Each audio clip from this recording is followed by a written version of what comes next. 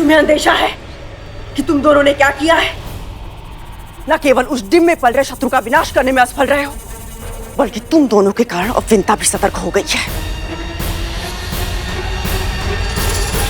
उसके होने वाले पुत्र को अपने वश में करने के लिए मैं विंता को अपने नियंत्रण में रखना चाहती थी, किंतु तुम दोनों की मूर्खता के कारण अगर मेरी चाल असफल रही ना तो। हम नहीं जानते थे मां कि वो डिम अपनी स्वयं रक्षा कर सकता, वो भी एक दानव के विरुद्ध।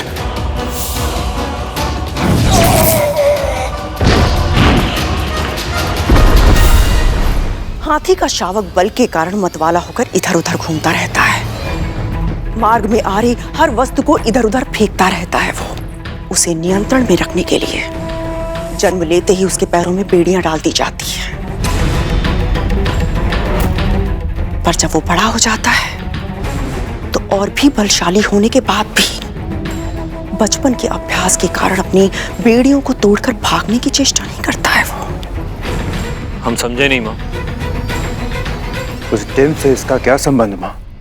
यदि हम भी उस अजन्मे विंता पुत्र को हाथी के शावक की तरह अपने नियंत्रण में रखना चाहते हैं, हमें सुनिश्चित करना होगा कि अपनी शक्तियों के बारे में उसे कभी ना पता चले।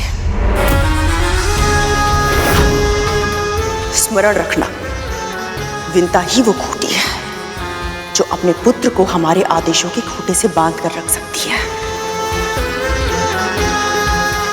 वो चाहकर भी हमारा हित न कर पाए, उसके लिए उसकी मां को अपने वश में करना होगा, और उसके लिए आवश्यक है कि तुम दोनों उसके पुत्र से दूर रहो। समझ गए मां। अब विंता को अपने अधीन करने के लिए मुझे ही शीघ्र कुछ ना कुछ करना होगा।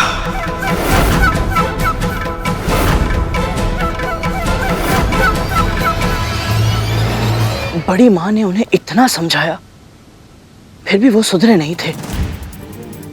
मुझे तो छोड़िए, वो दोनों तो अपने छोटे भाइयों को भी तंग करते रहते हैं। बच्चे कच्ची मिट्टी की तरह होते हैं घरों। बचपन में अगर उन्हें ममता के स्थान पर अत्यधिक भय का वातावरण मिले तो फिर वो उस भय को ही जीना सीख लेते हैं। फिर वो दूसरों के साथ भी उसी तरह का व्यवहार करते हैं। उनके अंतर मन को लगता है कि अपने से दुर्बल को तंग करना, उसे कष्ट पहुंचाना, इसमें कुछ भी अनुचित नहीं है। तक्षक और कालिया इतने क्रूर इसलिए हैं क्योंकि कद्रू उनके साथ उतनी कठोर है। आप सही कह रही है दीदी माँ। कद्रू ने अपने पुत्रों को चेतावनी दी थी, पर तब तक बहुत देर हो चुकी थी। जहां एक और कद्रू अपने अगले चाल की तैयारी कर रही थी, वहां दूसरी ओर वो दानव अपने अगले आक्रमण की नींव रख रहे थे।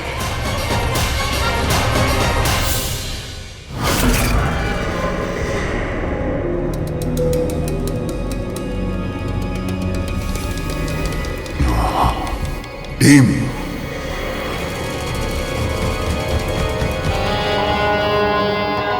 बड़ा टीम, भोजन भोजन भोजन भोजन।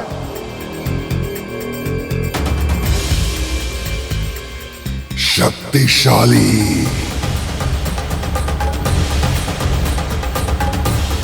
प्रतिशोध, आक्रमण आक्रमण आक्रमण। वो तीनों दानव तुम पर आक्रमण करने के लिए सही समय की प्रतीक्षा कर रहे थे गरुड़। उधर कद्रू भी शीघ्रता करने के पक्ष में नहीं थे। सही समय की प्रतीक्षा, ये उसकी रणनीति का सबसे महत्वपूर्ण भाग था। समय बहुत बलवान होता है गरुड़। निद्रा देवी की तरह समय को भी वरदान प्राप्त हुआ था। कुछ समय के लिए व्यक्ति सब कुछ भूल जाता है। कद्रू से स्नेह मिलने के बाद विंता उसके ताने, अपनी ईर्ष्या और अरुण के अर्ध विकसित होने का दुख धीरे धीरे भूलने लगी थी। और कद्रू अपने अगले चाल के लिए सही अवसर ढूंढ रही थी। और वो स्मरण है तुम्हें जब मदनोत्सव के दिन हम दोनों ने महुआ खा लिया था और 2 दिन तक नाचते रहे थे? हाँ, कितना उपहास उड़ाया था ना सबने हमारा। क्या हुआ विंता? कुछ नहीं दीदी, अरुण की दुर्घटना के बाद मैंने सोचा ही नहीं था कि मैं सामान्य बन पाऊंगी, फिर से जीवन जी पाऊंगी, हंस पाऊंगी। पर आपके कारण अब मुझ में फिर से आशा जागी है। अपने दूसरे पुत्र के जन्म के लिए उत्साहित हूं मैं। केवल तुम नहीं, मैं भी बहुत उत्साहित हूं। देखो तो उस डिब्बे में है क्या?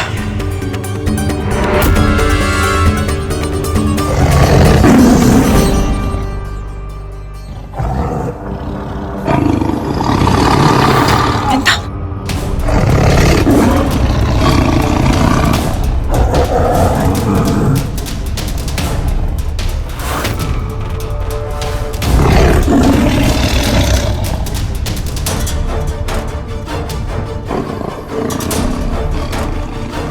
बाघ हिरण शावक को मार डालेगा।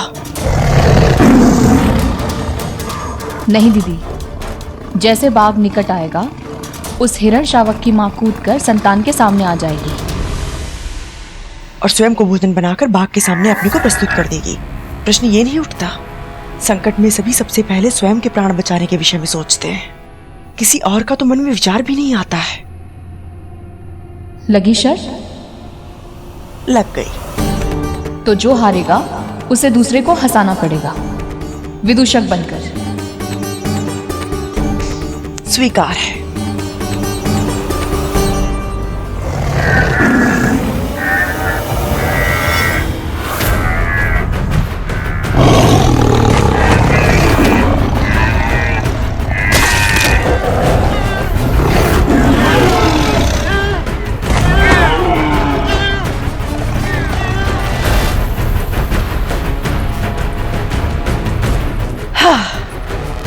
मैं फिर से हार गई। अब विदूषक बनना पड़ेगा मुझे। नहीं नहीं दीदी, मैं तो केवल परिहास कर रही थी। किंतु मैं तो गंभीर थी। शर्त हारी हूं, दंड तो भुगतना ही होगा।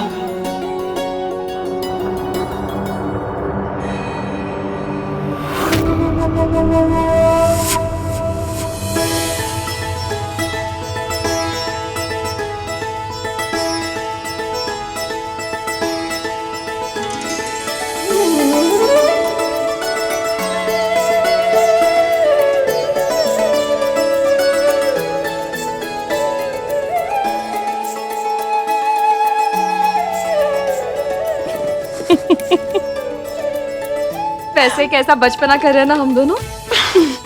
कभी कभी बचपना कर लेना चाहिए। मुझे तो बहुत आनंद आ रहा है। तुम्हें आनंद नहीं आ रहा है?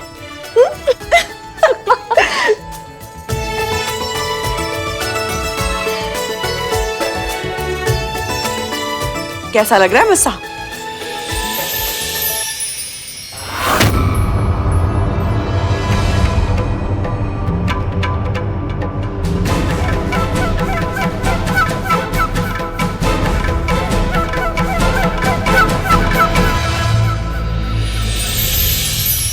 आप तो बहुत उत्तम विदूषक लग रही हैं दीदी। माँ विदूषक के भेष में? इतना घोर अपमान माँ का। चलिए अब कुछ करके तो दिखाइए, हंसाइए हमें।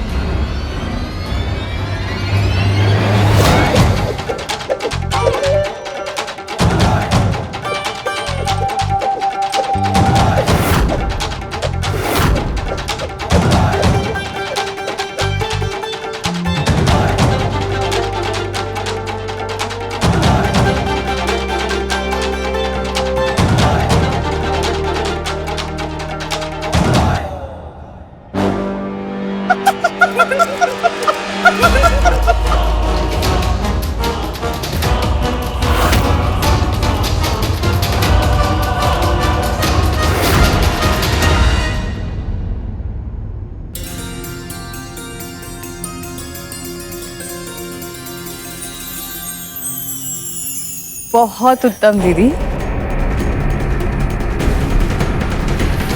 आपने अपनी हार का मान रखा, इससे अधिक कोई अपेक्षा नहीं है मेरी। पूजा का समय हो गया है, मैं चलती हूँ।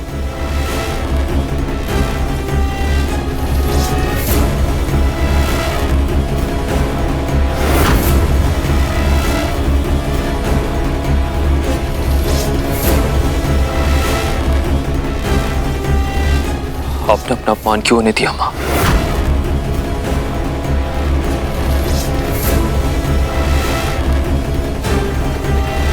कोई भी बड़ा संग्राम जीतने के लिए एक युद्ध हारना ही पड़ता है।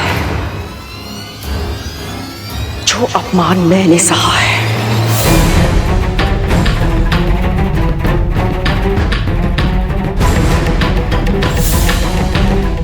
उससे 100 गुना अधिक अपमान विंता को सहना होगा, बहुत ही शीघ्र।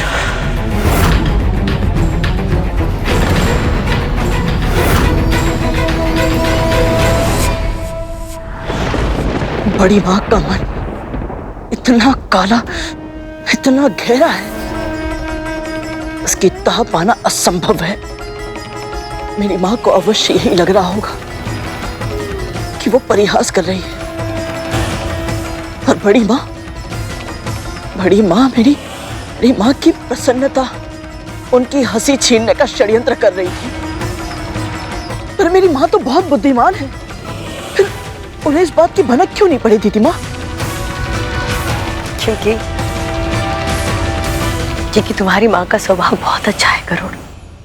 वो सब पर विश्वास कर लेती है, वो भी अत्यधिक विश्वास। लेकिन ये बात भी सत्य है कि कोई व्यक्ति कितना भी अच्छा क्यों ना हो, उसमें एक ना एक अवगुण तो होता ही है। और मेरी माँ में भी है। शर्त लगाना, जुआ खेलना, ये 5 महापापों में से एक पाप होता है।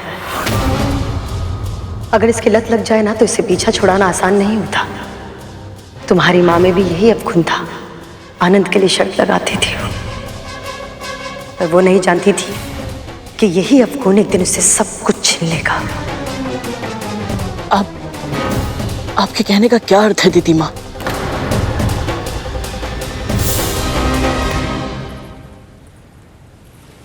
तुम्हें थकान लग रही होगी ना? लग तो रही है। तो यहीं बैठ जाते हैं, वायु की ठंडक का आनंद लेते हैं।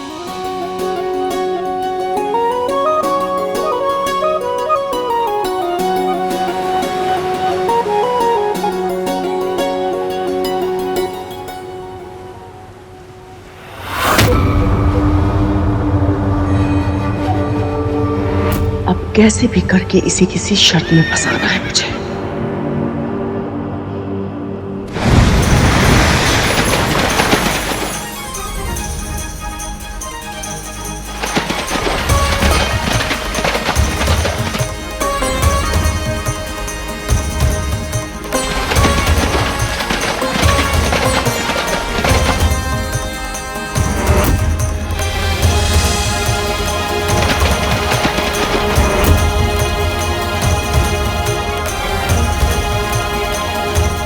यही अवसर है मेरी होने वाली दासी से अंतिम शर्त लगाने का। इतनी आभा, इतनी शोभा, ऐसा भव्य प्राणी मैंने आज तक नहीं देखा। ये उच्चैश्रवा है दीदी, देवराज इंद्र का अश्व। कहते हैं सभी घोड़ों में ये सर्वोपरि है, सर्वश्रेष्ठ है। वर्ग तक की यात्रा पलक झपक कर ही कर सकता है ये। तभी इतना निराला है। किंतु कितनी विचित्र बात है विंता, उसका पूरा तन धवल है, किंतु पूंछ ऐसी काली जैसे जैसे अमावस्या की रात। क्या कह रही हो दीदी? हिमालय की हिम जैसी है इसकी पूंछ, श्वेत। तन बिल्कुल वैसा है जैसा तुमने कहा, हिम की तरह श्वेत। किंतु उसकी पूंछ को ध्यान से देखो विंता, ऐसी है जैसे रात भर जलने के बाद दिए का तल हो जाता है, बिल्कुल काला। आपको कुछ भ्रम हो रहा है दीदी। पूछ श्वेती है, देखो।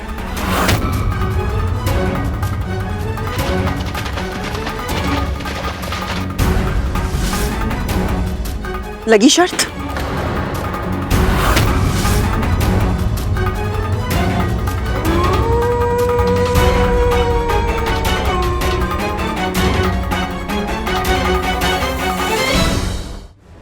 आप फिर से हार जाओगी दीदी। श्वेत और काले में बहुत अंतर होता है, मैंने अपनी आंखों से देखा है। देखा तो मैंने भी है और मुझे अपनी आंखों पर पूरा विश्वास है। अभी तो वो समुद्र में लौट गया है। यदि तुम चाहो तो कल सुबह आके हम फिर से देख सकते हैं। तो बोलो, शर्त लगाने का साहस है? हारने वाले को जीतने वाले की एक बात माननी होगी। स्वीकार है?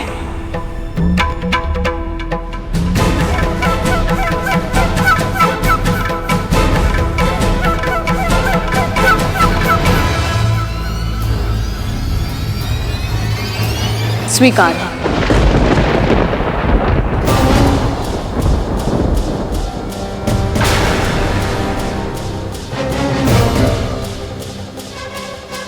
ये अचानक क्या हो गया? मैं अपना डिम देख कर आती हूँ।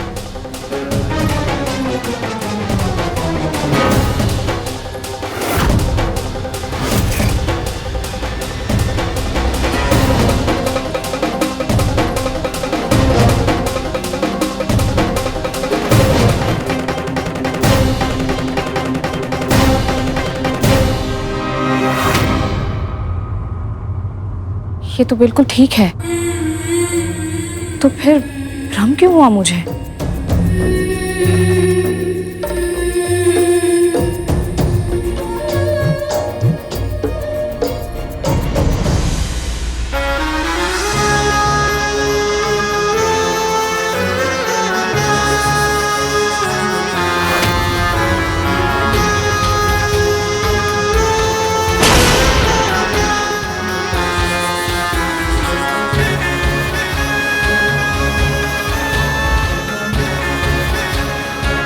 सब जानती है तू, भली भांति समझती है कि सब अनुचित है।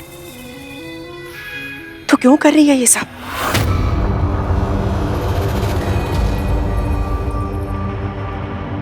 तेरी अंतरात्मा हूं कद्रू, मुझसे सत्य छुपाना असंभव है। मैं जानती हूं कि तेरे मन में क्या विचार पनप रहा है,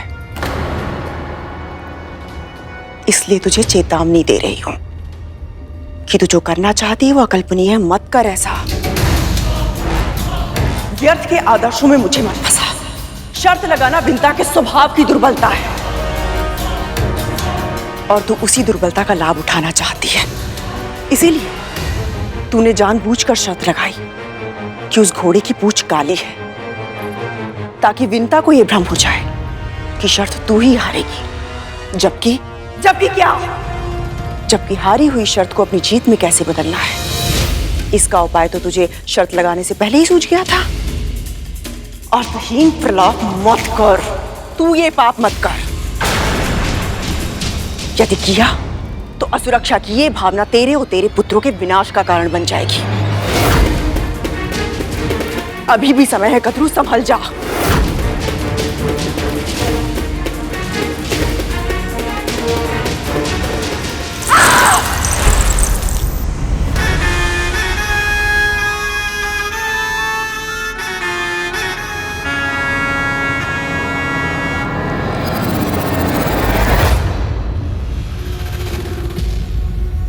और इस तरह मैंने और विंता ने शर्त लगा ली।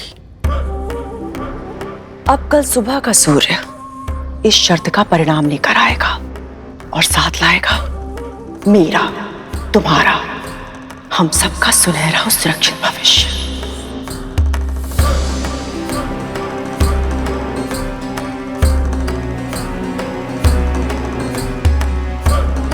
मैं जानती हूं तुम सबके मन में क्या प्रश्न उठ रहा है।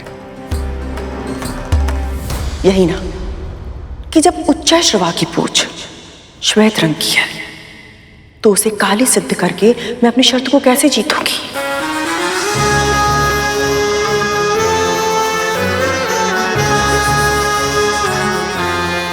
मैं नहीं करूंगी, तुम करोगे।